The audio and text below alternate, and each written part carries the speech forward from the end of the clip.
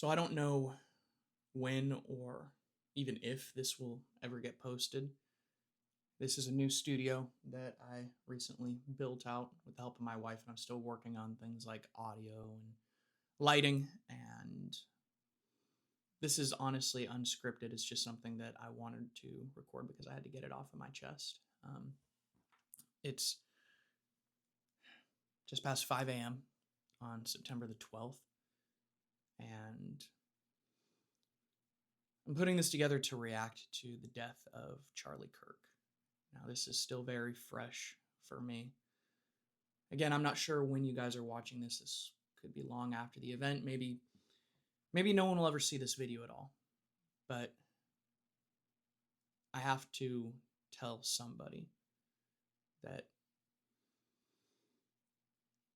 what happened to Charlie shook me in a way that very few other things have. Certainly nothing that I've just seen in a video online.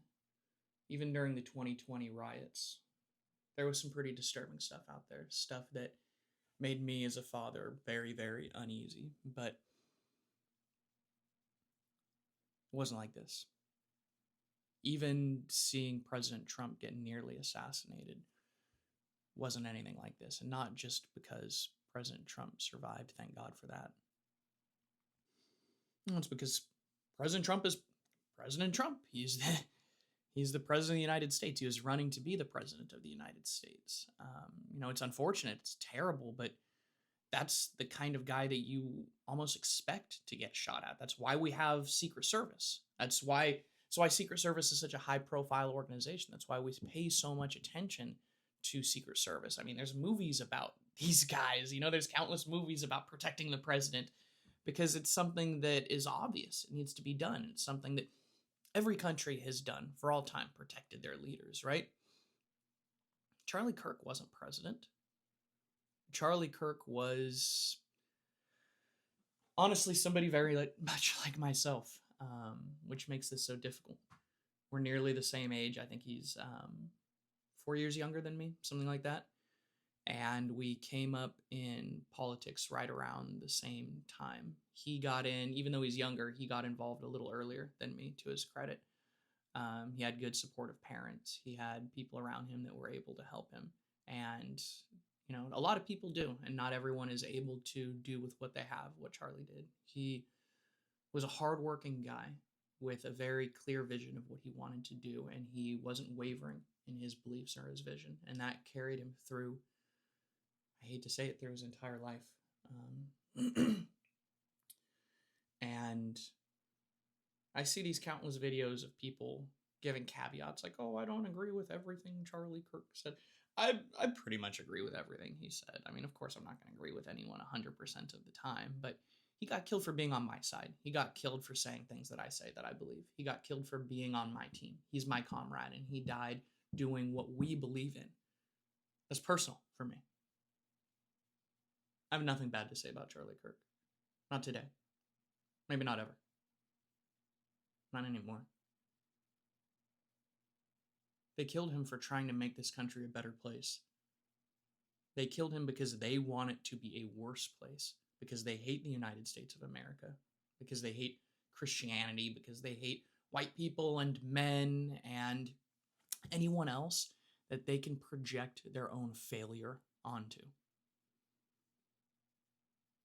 There's a lot of people up until just a couple of days ago who didn't like Charlie Kirk on the right simply because, and they would never say this, but simply because he was so successful. I understand. Like I say, he's 4 years younger than me and immeasurably successful dude. Because he worked hard. Because he worked hard. Because he was unwavering.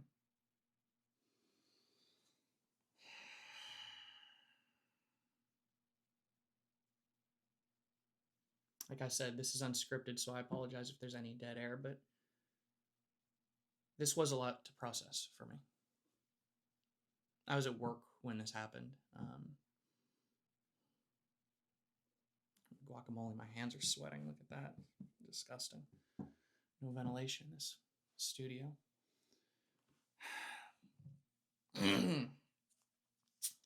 I was at work when it happened. I'm supposed to be going into work earlier today. That's why I'm recording this at 5 in the morning. I'm supposed to be in there at 6:30. And usually I'm the one who knows what's going on. I see all the news stuff way before anyone in my family. Certainly not my mom. So I'm just getting off of lunch and my mom calls me, and she's always, how moms are. She always worries about me, and she's scared. This scared her. Like I said, maybe Charlie thought the same thing. I want to say I'm no Charlie Kirk, but he was probably saying I'm no President Trump when he was doing an open air event. We've had crazy people come to the studio. It's happened. It happened just the other day. This woman came up while I was pulling into the gate. This crazy woman took a video of me and posted it online. Thank God it was just that. Thank God it was just a video. What if she had pulled out a gun and shot me right in the face as I was sitting in my car right at the gate?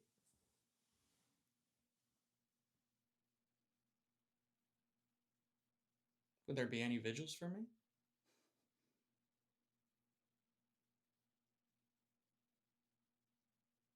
Would it be anything more than a byline?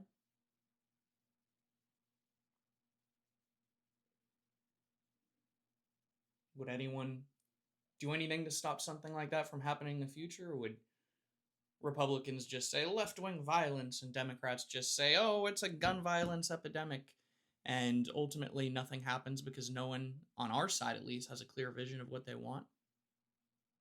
Is that what's going to happen with Charlie?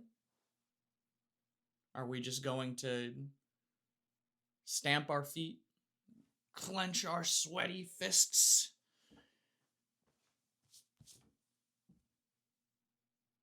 and have nothing happen? Because we don't have a clear vision of what we want? Just like every other time, while the left always does. When the George Floyd riots happened, yeah, they got Chauvin thrown in jail. And they looted. They got their reparations. They got left-wing politicians to take a knee in the kente scarf, raise the fist for George.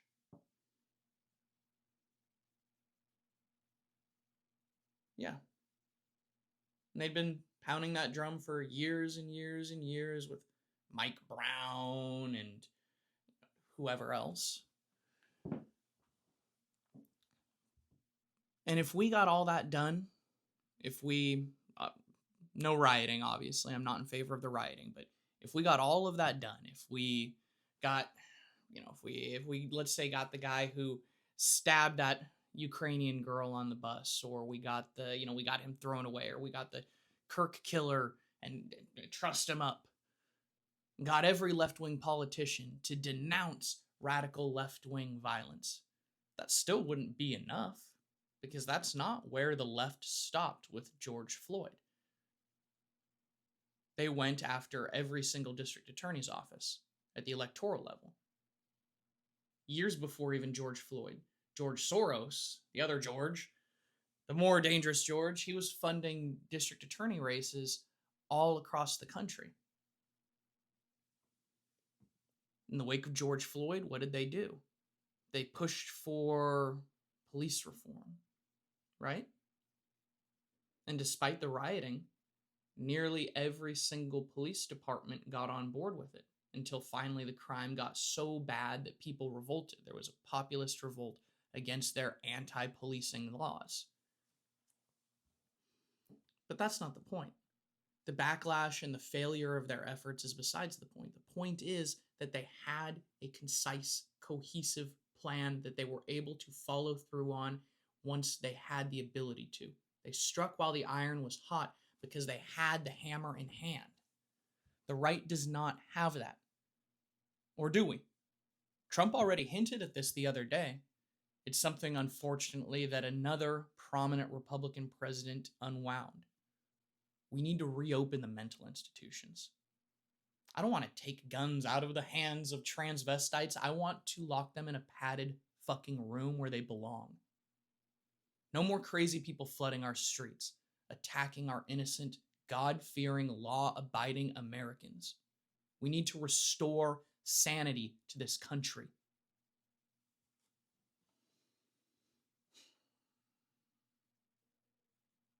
Because I don't want to get killed for trying to do the right thing, for trying to make this country a better place.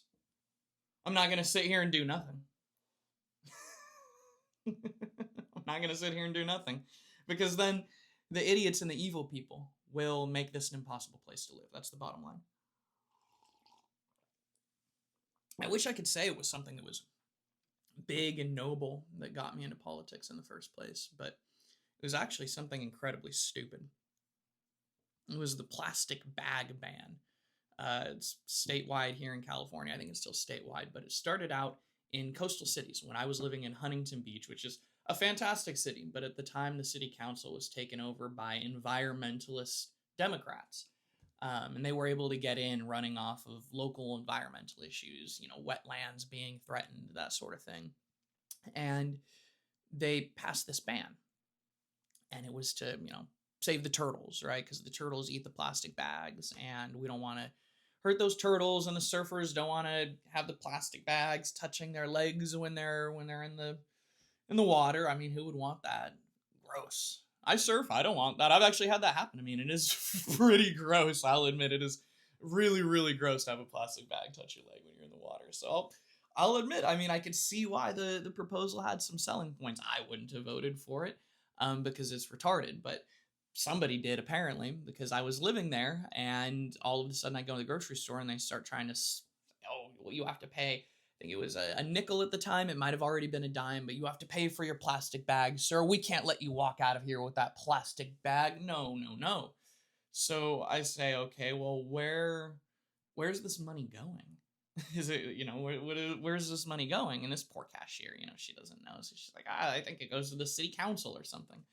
So I call the city council, and they say, well, no, it actually goes to a fund that's set up by the grocery stores that's supposed to go to environmental projects. No one's really looking after this money. It's just going, just gone out of your pockets, right? Meanwhile, 90% of the world's ocean plastic comes from 10 countries, none of which are the United States, all of which are in Asia and Africa. Has nothing to do with us. Has nothing to do with our local plastic bags. And the bottom line is people pay a lot for waste management. That's what keeps us from being one of these major polluters. We have proper waste management procedures. Huntington Beach had great waste management, actually. They contracted out to an independent waste management service. They had landfills right nearby. Orange County was fantastic. Huntington Beach was fantastic. If you want to pass anti-littering laws, that's great. I don't think someone should be throwing garbage on the beach, but arbitrarily charging me 5 cents a bag or 10 cents a bag, what is that doing? Is it keeping me from getting the bags? I mean, they're saying like, oh, get these reusable bags. Many people just have to buy the bags, these much thicker bags. So if they actually do get loose, they're going to, be more of a problem? Degrade even slower? Doesn't seem right to me. All you're doing is charging people for bags. It's not actually taking any measures to keep bags out of the ocean. I'm going on a bit of a tangent here, right? I'm going to talk about Charlie Kirk. Now I'm talking about plastic bags. But the reality is when I realized that this was a law that was passed, a completely ridiculous law that was passed without me paying attention, it suddenly struck me, what other laws could be passed without me paying attention? How much worse could my life get because ideological idiots are passing laws without me paying attention? Unfortunately, even though I would like to just kick back and, watch some stand-up on Netflix or hang out with my kids or whatever, grill some meat, have a couple beers with my cousins, do something fun, go surfing. Unfortunately, I have to pay attention to stuff that's going on. It's incumbent on me because if I don't, my life is going to get worse. My kid's life is going to get worse. Eventually, God willing, my grandkids' life, if they have a life, God willing, I do have grandkids, but not God willing, it gets worse. That's why I have to do this stuff. So I can't just quit. As much as I want to. Obviously, I've made a career out of it too. So at this point, I'd have to go, I don't know, get a job marketing in the private sector for a company that doesn't mind the fact that I've been a right wing nutso. But that's entirely doable. I could get out of this and do something else if I wanted to. I could go, sell houses at the end of the day if I wanted to. It's California. Plenty of people make a living doing that. Um, but I have to do this stuff because there's some people working very hard to make this country a much, much worse place. And I have the power to do something about it.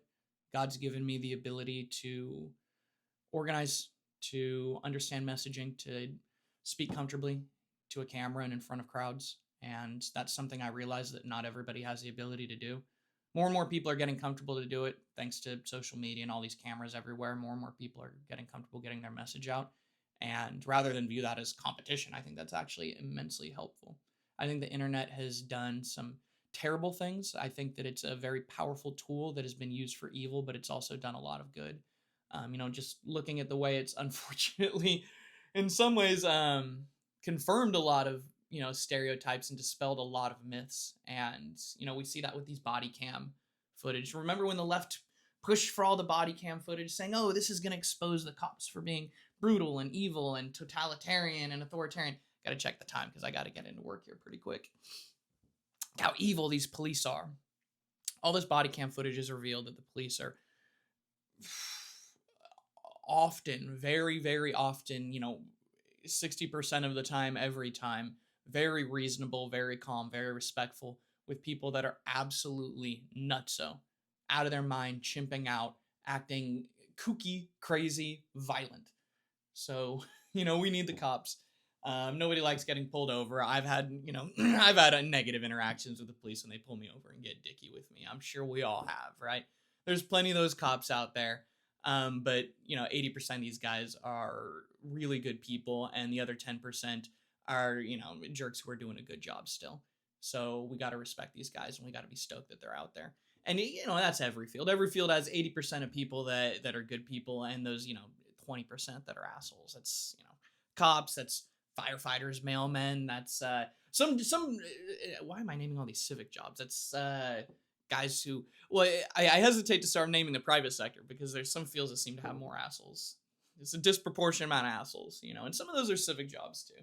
Some of these places you go and it seems to be the office lady, these secretary types who control the day books of the orthodontist or whatever and say, no, you can't go back there. Little heavy set, blanket over her lap, carrying weight but still chronically cold for some reason. Circulation.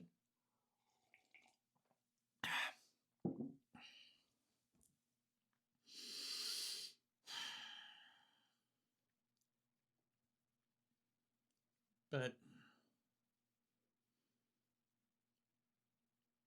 maybe that's why you got involved too. Maybe you weren't someone who watched The West Wing, was like, I want to be, CJ whatever. That show was so dorky. It really was. House of Cards. House of Cards was really big, when I actually, right around the time that I got involved in politics, I was getting involved, and then a year after that, House of Cards came out, and all of a sudden you saw these they were very often left-wing girls too, for whatever reason, trying to be very House of Cardsy.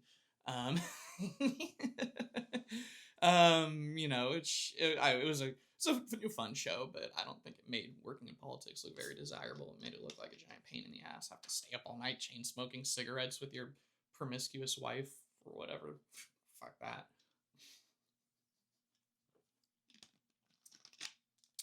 But I'm sure many of you like me didn't dream of getting involved in politics when they were a little kid. I wanted to be a writer. I wanted to write fiction books, and I actually have, and I think it's a lot of fun. But at the end of the day, life isn't just about frivolity and fun. The truth is, especially for men, we have a responsibility to the world around us. And because of that, many of us have had to get involved in a field that we never dreamed we would have to get involved with. And that's becoming more and more important. And I hope all of you are not discouraged by this. I hope that all of you are doing exactly what Charlie would have wanted, and that's keep on charging hard, keep on doing the right thing, keep on fighting for what's right. Don't let them bully you, don't let them push you. Don't let them make you afraid, because we're on the side of goodness and justice and grace and right. And because of that, we can't stop.